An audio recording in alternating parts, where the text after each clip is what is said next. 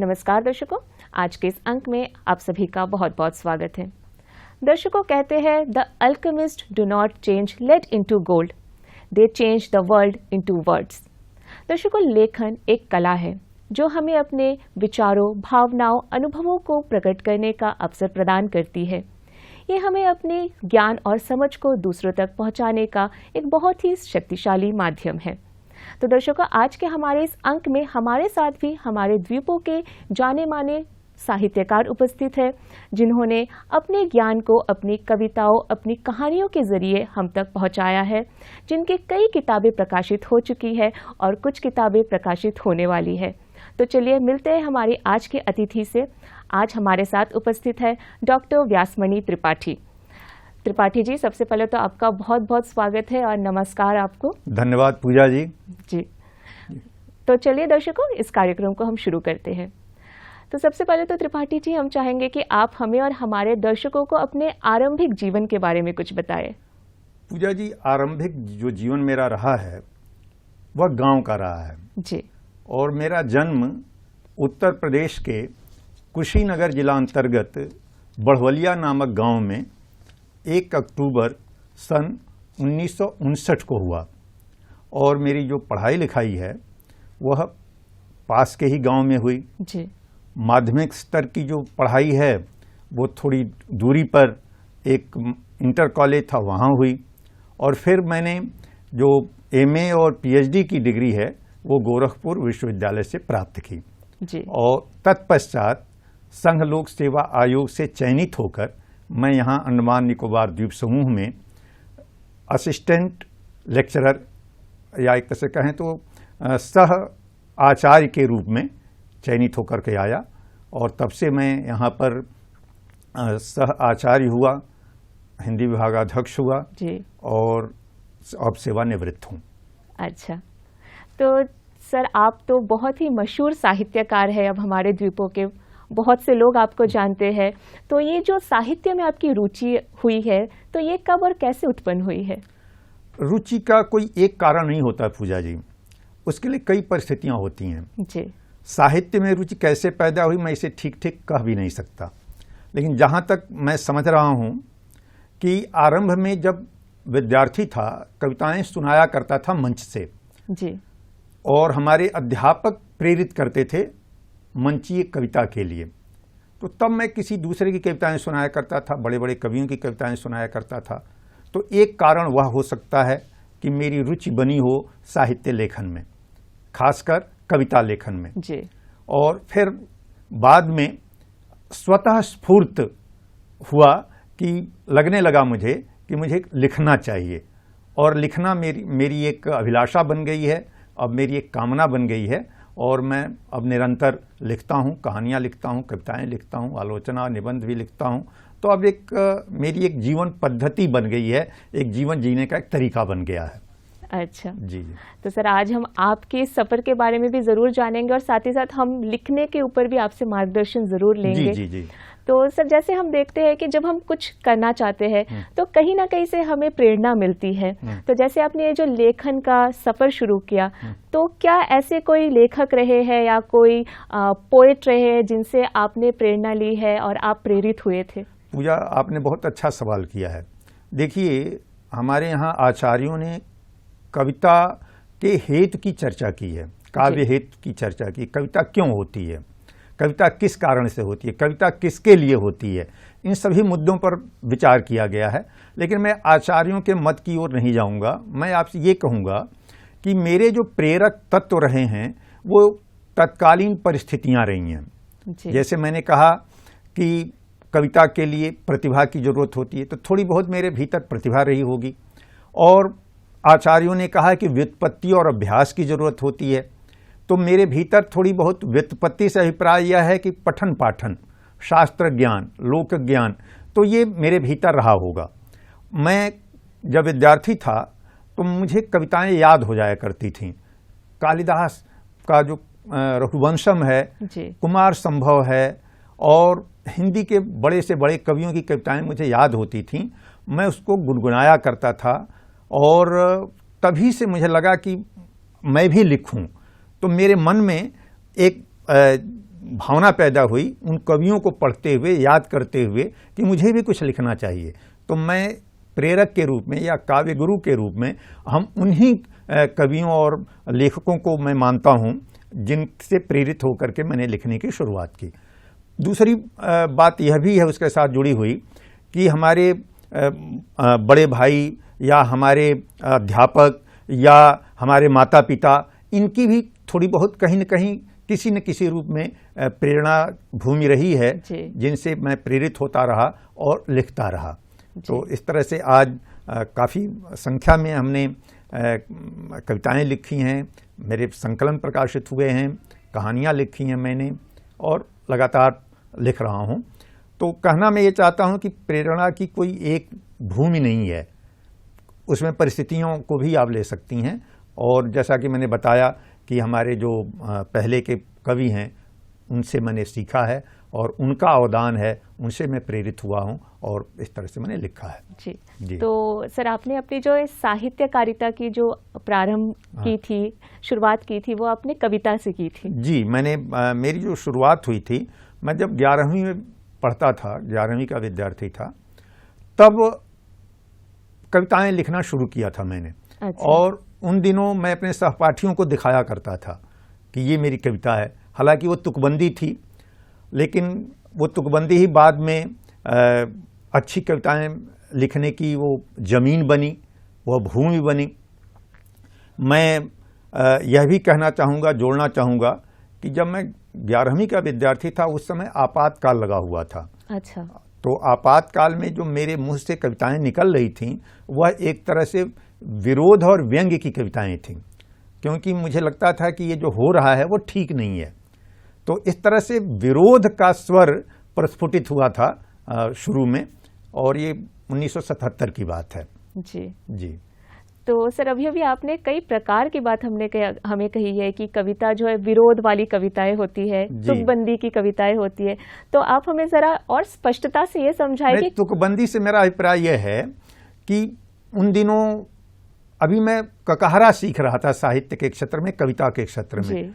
तो भावनाओं की जो गंभीरता है, अनुभूतियों की जो प्रगाढ़ता है, या जो समाज को देखने समझने की जो शक्ति है, वो उतनी नहीं थी। अच्छा। क्योंकि कविता वही महत्वपूर्ण होती है, मार्मिक होती है, या कोई भी रचना वही महत्वपूर्ण होती है जिसमें हम अपने भोगे हुए यथार्थ, अपने आसपास के जीवन को देखें और उसको रूपायित करें। तो अभी वह क्षमता नहीं थी। अभी किसी तरह से वो लय ताल में कुछ कविताएं लिख लिया करता था, तो उसे महत्वपूर्ण कविता नहीं मान सकता हूं मैं। हाँ, यह जरूर है कि वो छपी भी, वो स्थानीय समाचार पत्रों में या स्थानीय पत्रिकाओं में उन दिनों कविताएं छपी, लेकिन फिर एक अंतराल आ गया, एक गैप आ गया। और हालांकि मेरी कविता का पहला प्रकाशन जो है वो 2012 में होता है, और उसका नाम है काला पानी संज्ञा मुझको खलती है। तो आप समझ सकती हैं कि काला पानी तो अंडमान को कहा गया अंग्रेजों के द्वारा, यानी कविता के रूप में जो प्रकाशन, पुस्तकाकार प्रकाशन हुआ वो 2012 में हुआ जी। और यहाँ अंडमान की भूमि पर हुआ। और यह भी मैं बता रहा हूँ आपसे कि यहाँ की जो ज़मीन है वो कितनी सुंदर है, कितनी उर्वरा है, कितनी हरितमा पूर्ण है। यहाँ का जो समुद्र में पुष्प वाटिका की तरह ये सुंदर द्वीप, लेकिन न जाने क्यों अंग्रेज़ों को ये काला पानी नाम सूझा। तो मुझे लगा कि ये गलत किया उन्होंने, और मैंने कहा कि भाई ये पुष्प वाटिका सदृश जो अंडमान निकोबार है, इसको काला पानी क्यों दिया। तो मैंने जो कविता संकलन मेरा जो है, काला पानी संज्ञा मुझको खलती है, ये उसमें आया हुआ है। और इसलिए आया हुआ कि वर्ण वर्ण के खिले फूल सम आदिम आदिवासी, यहाँ पर वर्ण वर्ण के खिले फूल हैं। यहाँ आदिवासी भी हैं, यहाँ पर अन्य मुख्य भूमि से आए हुए लोग हैं, तरह तरह के लोग हैं और तरह तरह की भावनाएं हैं, विचार हैं। तो यहाँ आकर के मैं अपने को और समृद्ध हो किया और कविताएं लिखी, साहित्य लिखा मैंने। तो इस तरह से ये विचारधारा मेरी आगे बढ़ती गई। मैं आपसे ये कहना चाहूँगा कि काले मन के गोरों ने इसका नाम खराब किया, यह अनुपम सुंदर था पर काला पानी नाम दिया। जी। जानबूझ उनने ऐसा दाग लगाया है, उत्ताल तरंगों से भी कहाँ अभी धुल पाया है। मतलब ये जो काला पानी का दाग लगा दिया अंग्रेजों ने, तो वह अभी धुला नहीं है। और इसी के विरोध में मैंने कहा कि यह काला पानी नहीं बंधु, वंदना भूमि बड़भागी है। इसके दर्शन से वंचित जो, वह पुण्यहीन हतभागी है। माता मातृभूमि पर जो प्राणों को अर्पित करता है, वह देवतुल्य इतिहास पुरुष मरकर भी कभी न मरता है। ऐसे शहीद की चरण धूल चंदन रोली बन जाती है। गौरव गाथा की पुण्य भूमि सदियों तक पूजी जाती है। अंडमान की पावन धरती वीरों की अमर कहानी है। भारत माँ की आज़ादी को शत अर्पित हुई जवानी है। त्यागों और बलिदानों की जो रेखा यहाँ खींची गई, अंडमान निकोबार में त्यागों और बलिदानों की जो रेखा यहाँ खींची गई, पूरे ही संघर्ष काल में 1857 से लेकर 1947 तक, पूरे ही संघर्ष काल में इससे बढ़कर कहीं नहीं। तो आप कह सकती हैं कि मेरा पहला काव्य संकलन जो है वो 2012 में प्रकाशित होता है, काला पानी संज्ञा मुझको खलती है। यद्यपि मैंने कविता लिखने की शुरुआत 1977 में ही की थी, जब आपातकाल लागू हुआ था। जी, तो सर जैसे कि हम देखते हैं कि हर एक साहित्यकार की अगर हम बात करें तो उनकी अपनी एक लिखने की टेक्निक होती है, स्टाइल होता है, या फिर हम कहते हैं कि जॉनर होता है उनका। अगर हम आपकी बात करते हैं तो आपका वो स्टाइल क्या है लिखने का, और साथ ही साथ हमें ये भी बताते चले कि किस किस विधा में जो है आप साहित्य लिखते हैं। पूजा जी, ऐसा है कि जो शैली की बात आप कर रही हैं, हर व्यक्ति की शैली अलग अलग होती है जी। और संस्कृत में कहा गया है कि अस्त्यनेकाम गिराम मार्गः सूक्ष्म भेदः परस्परम, और यह भी कहा गया कि style is the man himself. तो शैली अलग अलग होती है। जैसे हर व्यक्ति का जो चलना है, हर व्यक्ति के जो उठना बैठना है, अलग अलग होता है जी। कोई किसी की कॉपी नहीं कर सकता, अनुकरण नहीं कर सकता।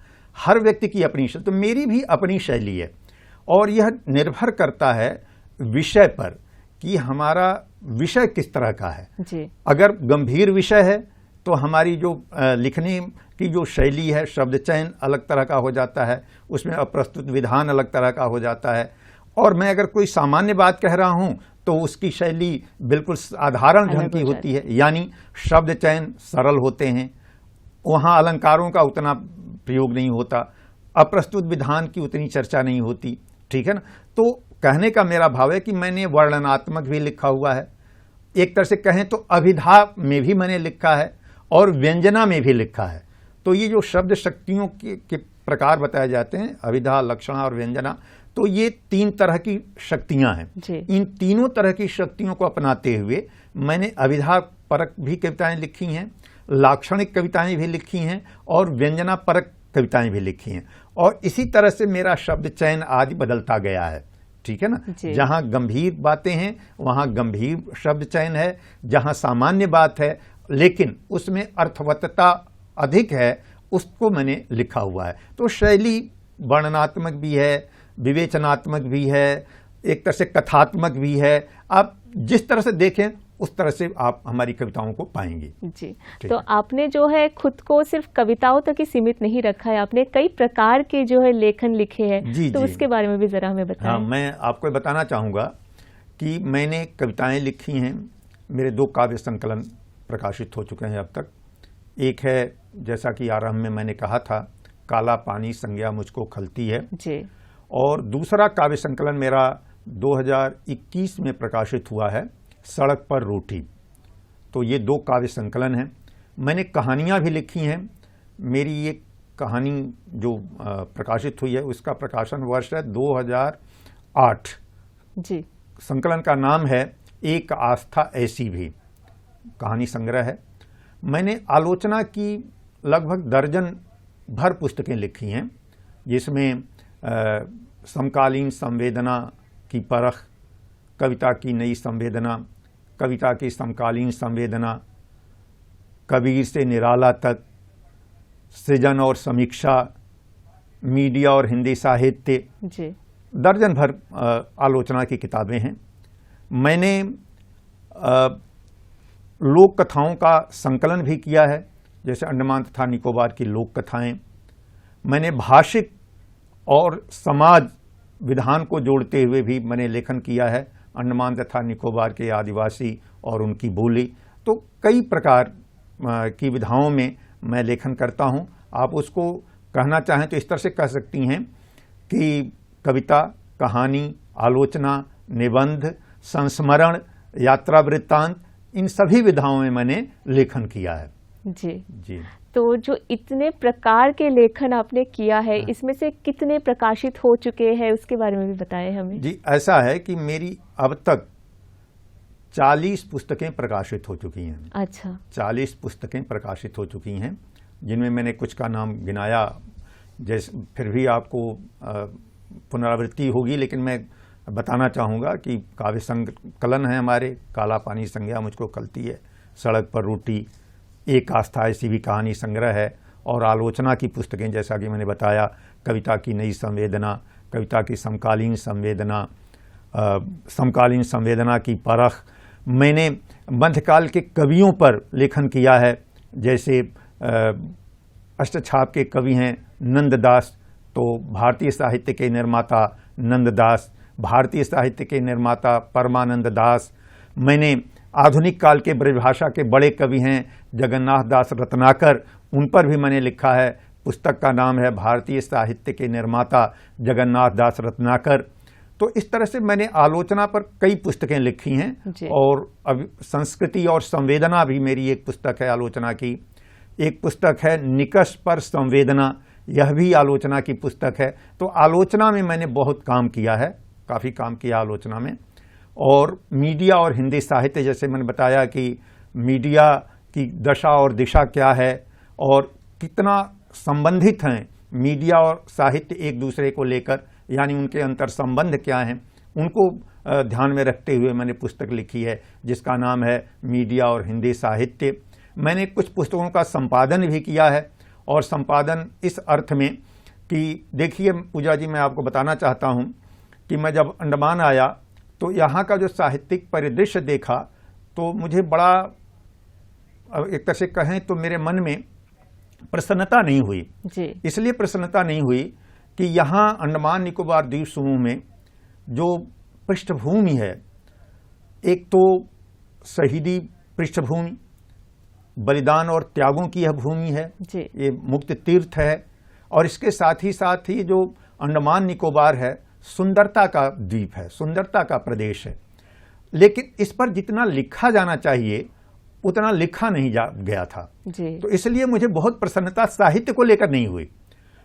कुछ एक आध दो छिटपुट कुछ किताबें निकली हुई थीं, लेकिन तब मेरे मन में भाव पैदा हुआ कि मैं अंडमान और मुख्य भूमि के बीच सेतु का कार्य करूं, और इस तरह मैंने अंडमान पर कई किताबें मैंने संपादित की हैं और लिखी हैं। इसके बारे में जरा हमें बताएं। जैसे मैं बताऊं कि अंडमान की हिंदी कविता जी। मैंने अंडमान के लगभग 30 कवियों को इसमें शामिल किया, और मेरा उद्देश्य यही था कि उनकी कविताएं प्रकाशित होकर बाहर आएं और उनको एक प्रेरणा भूमि मिले, उनको वो प्रेरित हो सकें ताकि वो लिखें। तो आप कल्पना कर सकती हैं कि 2002 के आसपास मैं द्वीप समूह के कवियों की तलाश में था, और मैंने 30 कवियों को खोजा। अच्छा। और 30 कवियों को खोज करके मैंने अंडमान की हिंदी कविता का प्रकाशन किया, संपादन मतलब किया। इसके बाद मुझे लगा कि कविता की बात हो गई, कहानी पर भी कुछ काम होना चाहिए। तो फिर मैंने द्वीप समूह के कहानीकारों की तलाश की, और 11 कहानीकारों को मैंने तलाशा, और 2-2 कहानी किसी की और किसी की 3-3 कहानी लेकर मैंने एक और पुस्तक संपादित की जिसका नाम है अंडमान की हिंदी कहानियाँ। उद्देश्य सिर्फ यही था कि यहाँ जो लोग लिख रहे हैं उनमें एक उत्साह भाव जागृत हो, एक प्रेरणा भाव जागृत हो, और वो लिखें। ठीक है, तो इस तरह से मैंने ये काम किया।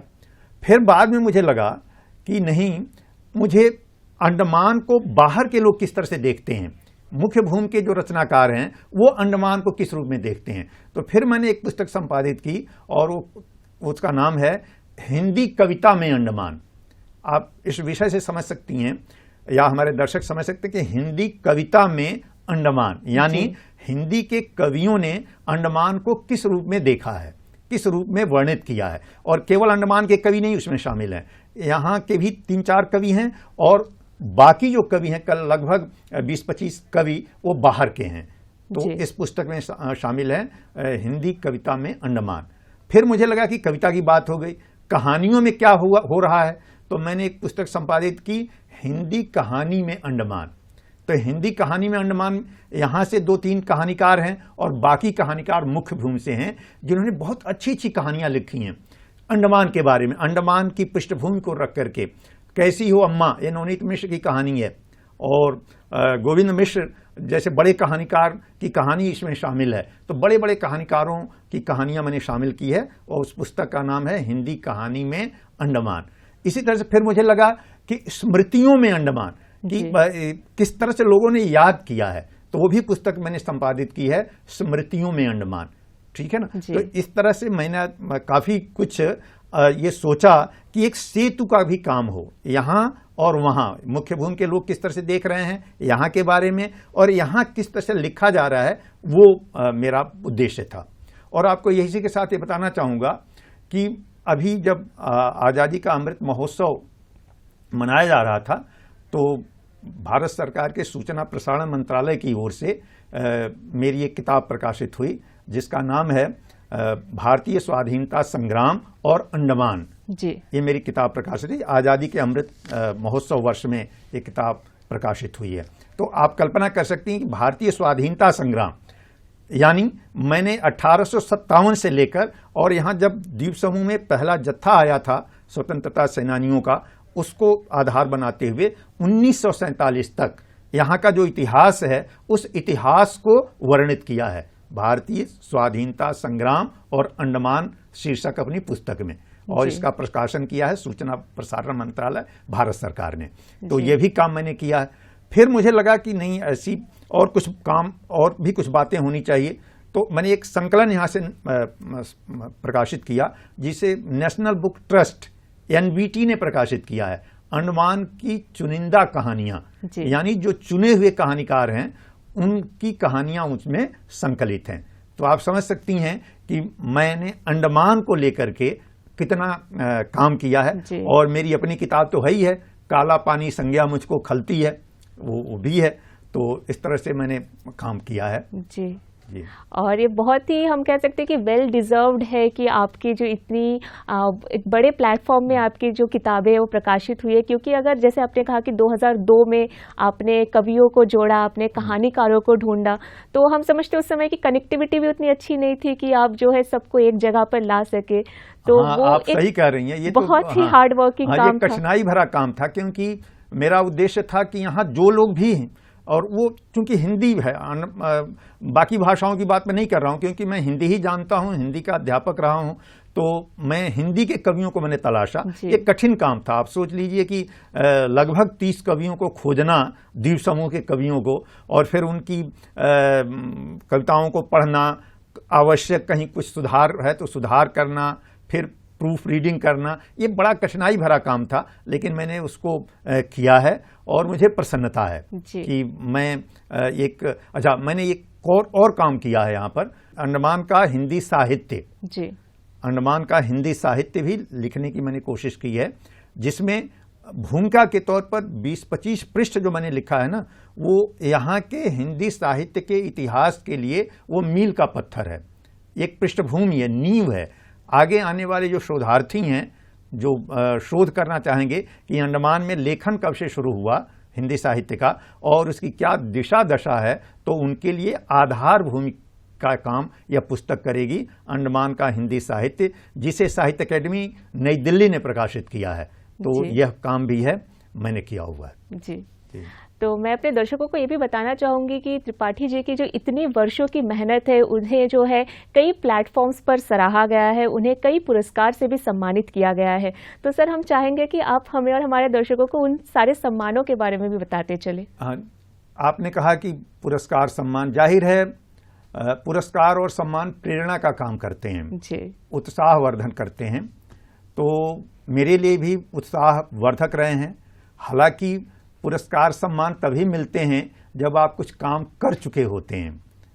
अब जैसे मैंने कहा कि मेरा जो लेखन है वो 1977 से शुरू हुआ, लेकिन पुस्तकाकार प्रकाशन 1990 में मेरी पहली किताब आई थी जी। जो है अंडमान तथा निकोबार के आदिवासी और उनकी बोली पर है।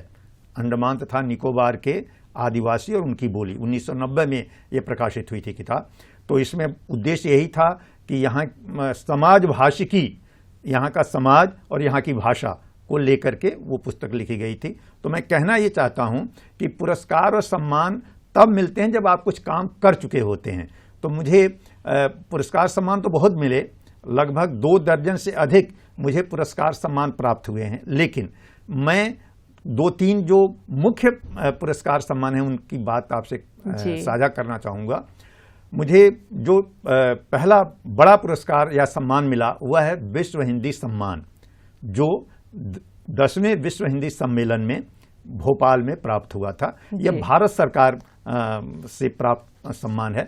आप जानती होंगी कि विश्व हिंदी सम्मेलन जो है ना वो भारत सरकार कराती है, और पहला विश्व हिंदी सम्मेलन 1975 में नागपुर में शुरू हुआ था, जब श्रीमती इंदिरा गांधी के प्रधानमंत्री थी, उनके समय में शुरू हुआ था ये सम्मेलन। 10वां सम्मेलन भोपाल में हुआ था जी। उसमें मुझे विश्व हिंदी सम्मान मिला। तो ये मैं अपने को गौरवान्वित महसूस करता हूँ, और मैं ये मान कर चलता हूँ कि मुझे उत्साह मिला। और इसके बाद मध्य प्रदेश साहित्य अकादमी भोपाल ने मुझे 1 लाख रुपए के पुरस्कार से पुरस्कृत किया, और वो पुरस्कार था आचार्य रामचंद्र शुक्ल आलोचना पुरस्कार जी। तो आलोचना में मुझे पुरस्कार मिला है। फिर उत्तर प्रदेश हिंदी संस्थान का पुरस्कार मिला, और वो रामविलास शर्मा सर्जना पुरस्कार, तो ये भी 40,000 रुपये का ये पुरस्कार है।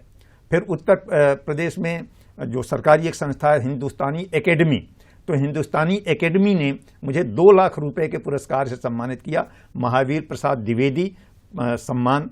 तो इस तरह से ये जो सरकारी सम्मान है मैंने उनकी चर्चा की। और एक तरह से कहा जाए तो मुझे विद्या वाचस्पति, विद्या वारिध की मानद उपाधियां भी प्राप्त हुई हैं, अनेक तरह के पुरस्कार सम्मान प्राप्त हुए हैं। लेकिन मैं ये नहीं कह सकता कि पुरस्कार ही सब कुछ हैं। पुरस्कार प्रेरक भूमि होते हैं, उत्साहवर्धन का काम करते हैं। तो मेरे लिए भी ये उसी रूप में है जी जी।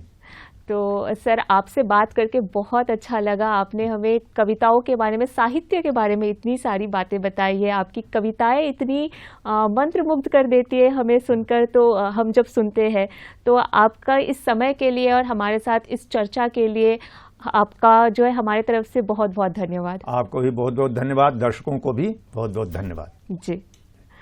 तो दर्शकों, ये थे हमारे साथ डॉक्टर व्यासमणि त्रिपाठी जी, जिन्होंने अपने सफ़र के बारे में, अपने साहित्य के सफ़र के बारे में हमारे साथ साझा किया है। तो आज के इस अंक में इतना ही। अब हम आपसे विदा चाहेंगे। नमस्कार।